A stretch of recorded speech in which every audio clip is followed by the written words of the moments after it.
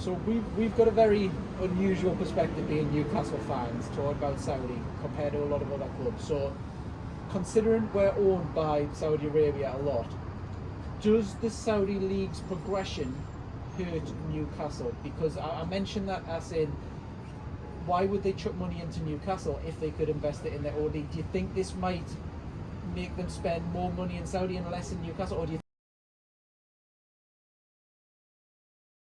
Right, so we're here with the second part of the video where we're going to discuss the Saudi League. So it's pretty much unavoidable. It's in the news every single day. Loads of players are going. We're going to discuss it. We've had someone who probably by the time the video go out, Saint Maximin, he might already have gone. So we'll touch on it in the last video. How do you negotiate with yourself? Because the team that Saint Maximin is going to is owned by PIF. How do you have that discussion and where do you get the transfer valuation? It's a little bit weird when these don't have financial fair play. This could have been their excuse to bankroll Newcastle and really put it inflated, but they went the opposite. What do you reckon with the whole Saint Maximin transfer then? And the inflation or lack of? Yeah, like I say, I mean, we were talking about his price tag earlier on, how, what was it, 25 million, it doesn't seem a great lot. But Newcastle, I think we're under pressure to start bankrolling the players in, but they need sort it out through FFP. So it does look a little bit suspect, but well. Would they not have been happy to pay more because it's the same kind of owner? Yeah, I mean, but money's nothing to them, is it?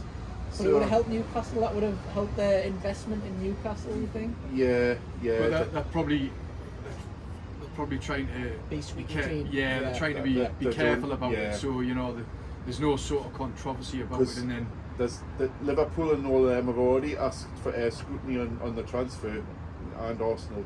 Yeah. Well, I mean, it's breaking news. It's probably a bad idea doing time-sensitive content like this because by the time it goes out, it's a very fast-changing topic here. Before we went live, Mbappe, it's just been accepted that his club have accepted a £239 million offer. Now, he's got 1 year left on his contract. They were in a bad negotiation skill because literally he'd said, I'm not going to sign a contract. So it was a case of they said the highest bidder. Why have they bid 239? Is it a case of they're just flexing their muscle unnecessarily? Because surely 100 million, 150 would have did it. They went in probably to put a point, but that's a lot of excess money to be putting behind. I think for them though, and it's a bit like when Man City bought Robinho. They were making a big statement. Yeah. They're not trying to build their league. They want their league right now, and they're trying to put it straight on the map.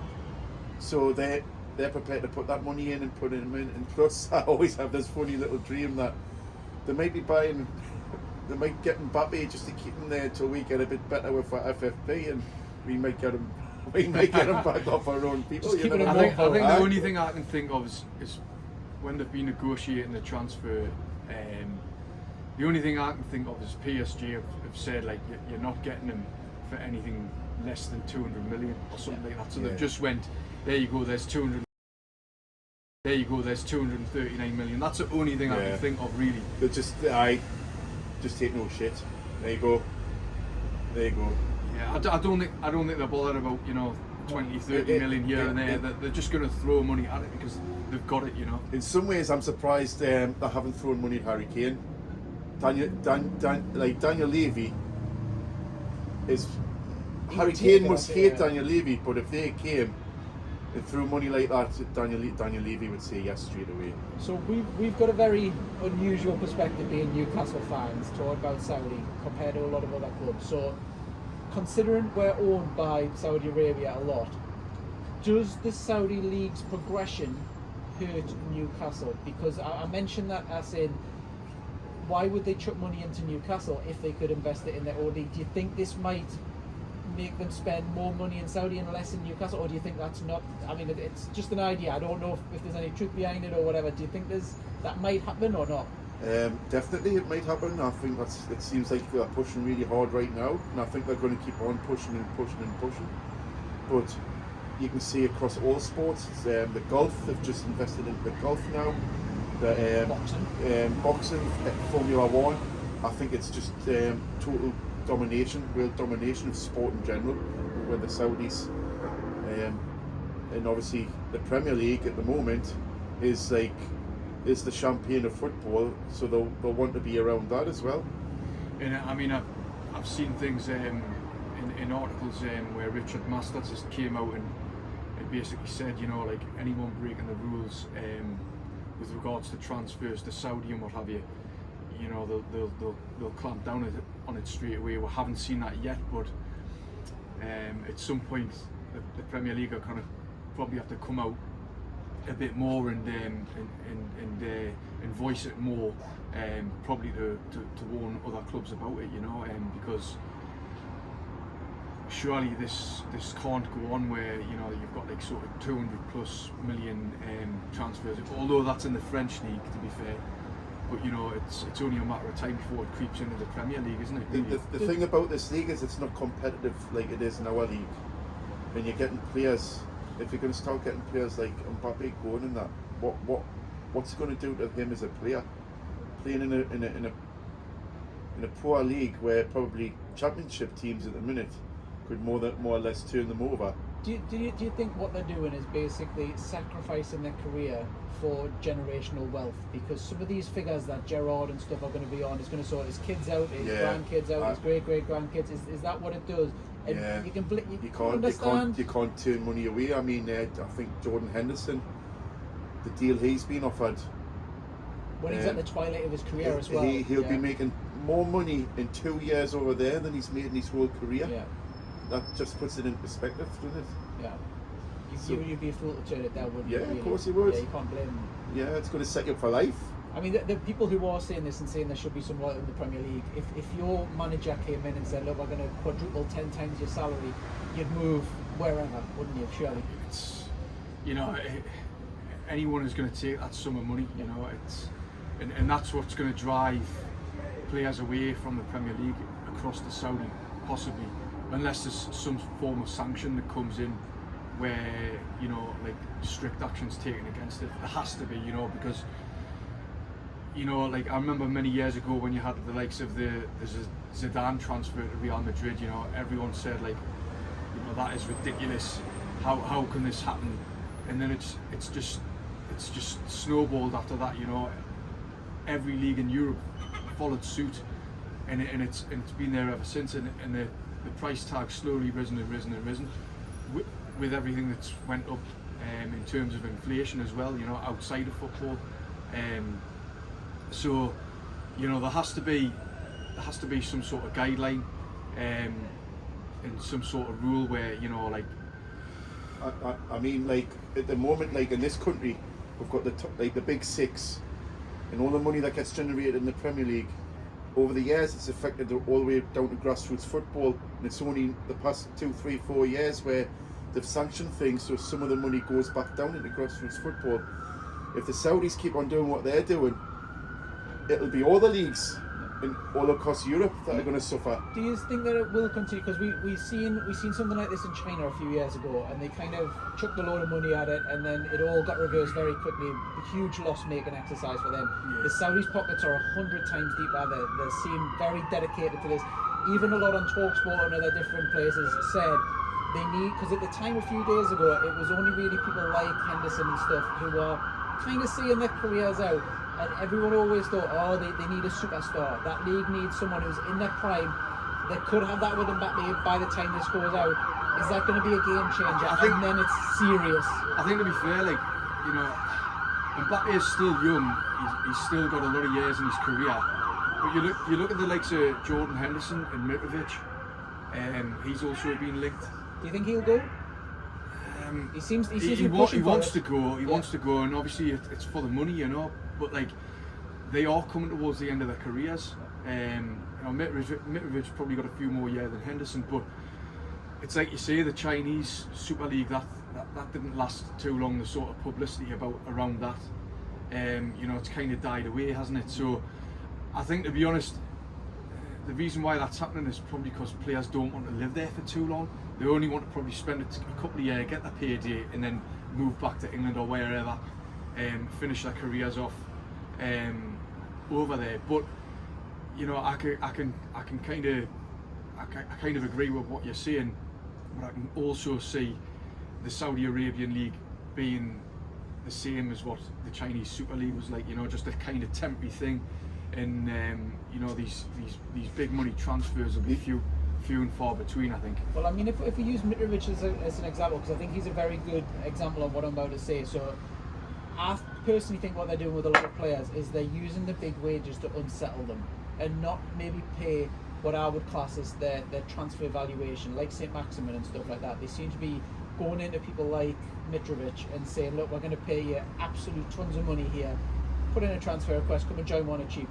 He was talking about £20 million we're going to bid for Mitrovic. Now, Mitrovic is, I think he was, top 4, top 5 goal scorer in the Premier League, most competitive league still in the a good season. Player. He's still got so much I'd to have him yet, to be fair. Yeah, this is what I mean. So his transfer value, in my opinion, would be about 40-50 million, because strikers go for a ton if you can find the back of the net with no it's an inflated fee. His club of Fulham, they've said no, we're not going to go for that, and they've held firm, and now they're on about spending 40-50 million. Is that what the Saudis seem like they're doing, and should we have maybe done that with Saint Maximin and rejected their first bid, or what?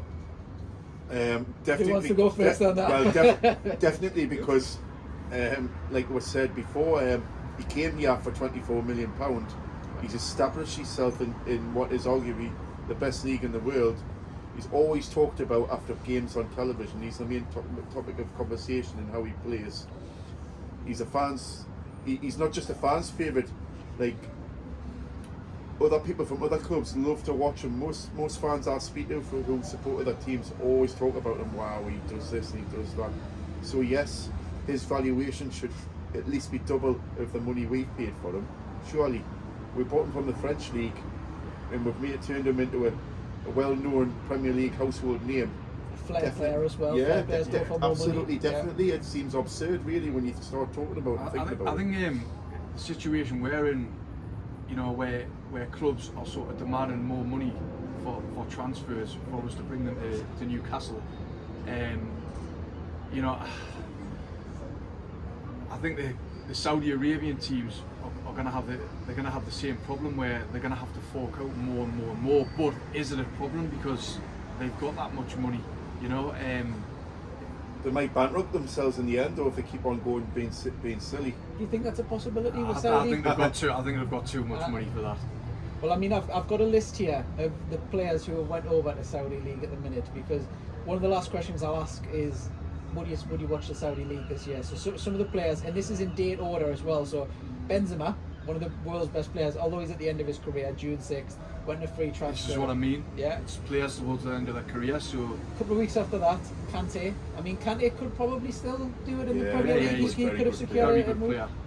Then it was Ruben Neves 3 days later. Now he was £60 million, £55 million rather. Fantastic. He could have been playing at Newcastle. He could have been playing in the top 6. Newcastle, yeah. There's Koulibaly at Chelsea, defender. Now £17 million, and I think he's 32, something like that, maybe 33. That's if you're talking about Saint Maximin for 25 million, I think that's. How old Saint Maximin? About 26, 27? Yeah, loads of years left in him. And then 3 days after that, Mendy, the Chelsea goalkeeper, left for 16 million. He could have went to another Premier League club. You've got Steven Gerrard, even though he's in a coach, he's offered an absolute ton. Jota at Celtic, I've never really seen much of him or whatever, but £25 million.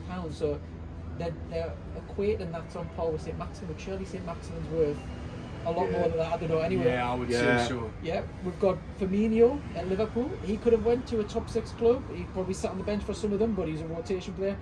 Then you've got that guy from Lazio. I'm not going to try to butcher his name, but he was a big player, £44 million. Then Fofana as well, that was a £25 million. There's talks ongoing with Mbappe, Neymar, Ziyech, Bernardo Silva, Buffon, Pogba, Jordan Henderson. It looks like he's going to go. Fabinho, Mahrez and Mitrovic. These are top players that are going. It started out, I think, they were getting a little bit of the crumbs and people who are finishing their career, but now they're getting people. When I looked at one of the teams who could line up next season, it could be a front three of Mahrez, Firmino and Saint Maximin. That's who Saint Maximin's front three that he could be joining. Now that's a Champions League winning potentially front three. That's crazy, isn't it? Yeah, definitely. What's this league going to be like next season? Well, we're all going to watch it if they get some sort of television rights. you're not going to especially say I'm not going to watch it. Your curiosity's going to get the better of you, and you're going to watch and you're going to study the standard of the football. I mean, look what happened with the MLS. It was sort of like over here I've sort of laughed at it a little bit, but then more and more Premier League and European players went over there as well. Yeah, but again, the MLS hasn't really taken off. It's been this similar sort of story. A little bit. Yeah, it's been a similar sort of story to the Chinese Super League. Look, at the end of the day, not everyone is going to want to go and play in Saudi Arabia. Yeah. So for me, I can't really see it taken off. I know why they've jumped in on it. I know why they've jumped in on it as well. It's because the World Cup, Saudi Arabia did so well, and the fans over there were absolutely fanatic. And they reckon over there, the fans in Saudi Arabia are absolutely really, really interested in football. And I think they're trying to keep their interest going, and it's all about money, isn't it? But from a commercial standpoint, how on earth are they going to bankroll these? Not bankroll, because obviously they've got deep pockets, but how are they going to earn money from it? Surely they're not going to get the viewing figures. I just think it's not sustainable. I can't see them getting the figures back, you know. So is it just a loss-making exercise just to increase the... I think so. Like, well, they own Netflix and things like that, though, don't they? You could start seeing some of that football not being generated on their own TV channels and things like that. I mean, presumably you wouldn't watch one of their matches over Newcastle, but if it was like a Burnley versus West Ham, are you more inclined to watch that if they're... Yeah, I'd rather watch it. I'd rather watch it. Well, I don't like Burnley or West Ham, but I'd rather watch them than a Saudi Pro League team. Well, that by the what would you say for that as well? But then again, if a Saudi Pro League team has got like players that have been mentioned, you might watch that. You might watch them. You know what I mean? Yeah, I mean, I can't really see it. Like I said, I can't really see it taking off unless the standard of football is better than the Premier Leagues, and I can't really see clubs making a profit unless the standard's better than what it is in England or Germany, Spain, Italy. You know, so would you be if it's on par, if it doesn't kick off and become as big as the MLS or the Chinese Super League, then definitely not. I can't see them making positive return. Where would you hierarchy it in terms of your viewing thing? So Newcastle's presumably at the top, but then if it was like an average team, if it was Championship, where would Saudi fit into your viewing choices? See what the way they're doing it is like this league could go either one way or the other, where they've got so many it's mainly attackers that seem to be employing at the minute, and it's quite you could get some ridiculously high scoring games, and people will just think it's a joke and not want to watch it. Because it's got to be competitive. Yeah, like Sandy says. It has to be competitive. Because you're going to watch this, you might be watching Mbappe play, and he could get 3, 4, 5, 6 goals a game. It's going to be Kevin Keegan-esque all the games, the full league. And in some ways that will become boring in itself. Do you know what I mean? Yeah, definitely. I mean, me personally, like I love the Premier League. Obviously, we've done really well in it the last 2 seasons, but you know, I love the Championship, League 1 and League 2. I love watching the lower league games in England, and to be fair, the standard has got better. You know, the Championship, the pundits always say it's the most exciting league in the world. Well, you have to agree with them in some ways. You know, it's just manic towards the end. It's just pure entertainment. So, you know, if there was a decent Championship game going on, like especially the playoffs, I would rather watch that over any Saudi Arabian game, no matter who's playing for the Saudi Arabian clubs. I'll choose English football any day of the week. Do you think you're in the majority or the minority of fans with that? I would say the majority of English Premier League football fans. I would say most of them do like watching a little bit of Championship and League 1. The thing we've got in this country is the history of our football. And each club has its own very special history. Yeah. Do you know what I mean? And each club has its own values as well. Yeah, I mean, you've got to look at the likes of Wrexham just getting up out of the National League, and then they've come in the third oldest team in the world, I think they are. You know, I watched them last season at Blythe Spartans. Blythe drew 1-1 with them. What an entertaining game it was, you know. And it was that history between the two clubs from the 70s that played each other in the FA Cup and it brought it back. It just had that special feel about it, and I think Premier League fans do generally like a bit of lower league football, you know. So I would say the majority of fans do enjoy it. To me, I'm not going to diss it too much because I will be watching out of morbid curiosity just to see how it is. It seems a little bit to me like Harlem Globetrotters a little bit, where it's going to have all these superstars and it's not really going to feel like a proper game. I'm yet to be I seen. totally agree with you, Chris, to be honest. I mean, it was like that in the 1970s in America, wasn't it? When it wasn't LA Galaxy, it was the New York Cosmos, and you had Pelé and that playing. And that was all like a big fanfare at the time. George Best was in America at that time as well, I think. Well, I mean, in terms of the Premier League, should they be looking at this and worried? Is there a chance in 1 year, 5 years, whatever, that this juggernaut, because they are chucking money behind it, they're probably, I would say, the biggest cause for concern for the Premier League, more than Spain or Italy or whatever. Do you think they'll ever get past in terms of viewing figures and stuff like that to the Premier League, or do you not think that that's No, I don't think so. Like, obviously the English Premier League is the best league in the world, but then you've also got to take into consideration you've got the Champions League as well. It's one of the most watched tournaments in the world. Do you not think though, and this is me being devil's advocate, there's no rumours of this happening at the moment or whatever, with how, I'll not use the word corrupt, but with how money conscious FIFA and all the rest of the places are, do you not think a bid will come in and all of a sudden we will see Saudi in the Champions League? Can you not think that might happen? Yeah, money talks. Money.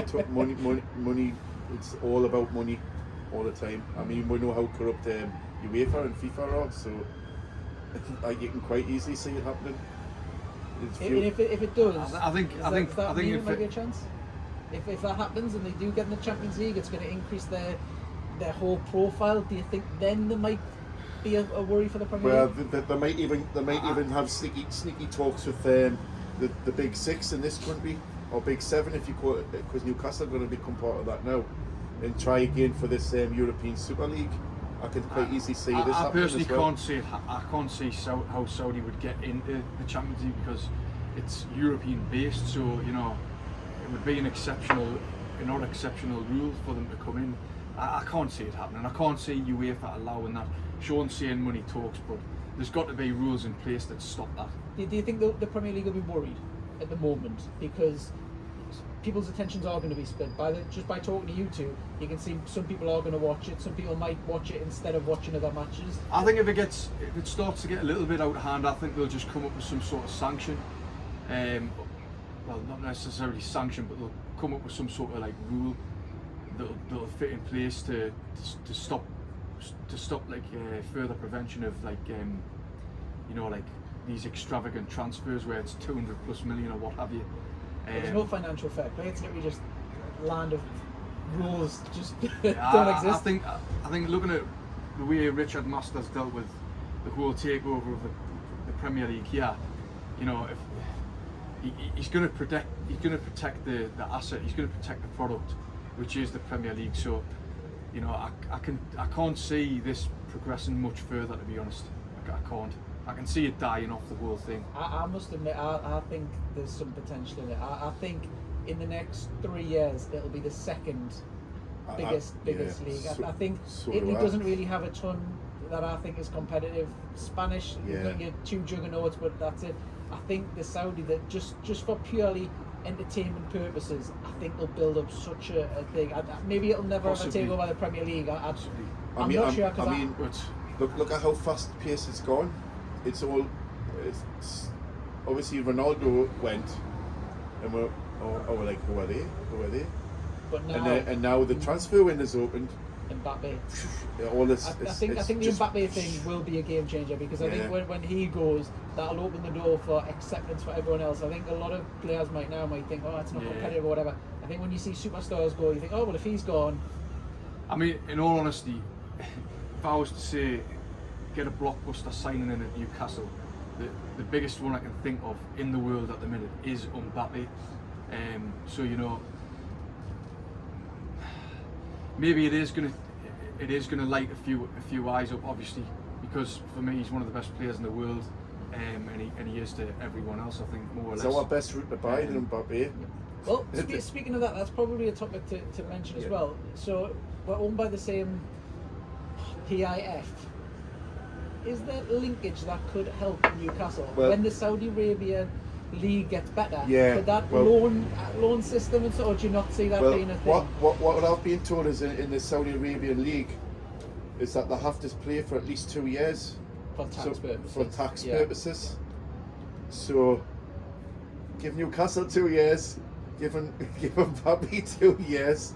We could be a bit more better stead with FFP. He could have earned all the money in the world he ever wanted to earn, because I'm sure that it seems to be a 3-year deals for quite a lot of these players at the minute. And then they'll probably restructure something else. You never know. Would you want to move back if you're on £200,000 or whatever a week? Would you want it? Because English Premier League clubs are not going to be able to offer as much. I don't know by Pay then. cut to come back to It England. just it just depends where we're at. The thing is, though, it's the lifestyle out there. Yeah. Will players adapt to the lifestyle out there? You know, like Aye, yeah, but you can have all the this. country now is fabulous. All the new building and architecture and. But I can't see players wanting to stay there for more than two or three seasons. You know, I can't see them. One of the things as well that was discussed on some of the sports shows and stuff was Henderson. So he's been a big advocate of LGBT. It's obviously illegal, all that different stuff over there. Is that going to be an issue? Do you think he's tarnished his legacy, or do you think nothing that's a thing at all? I think he should go because of that.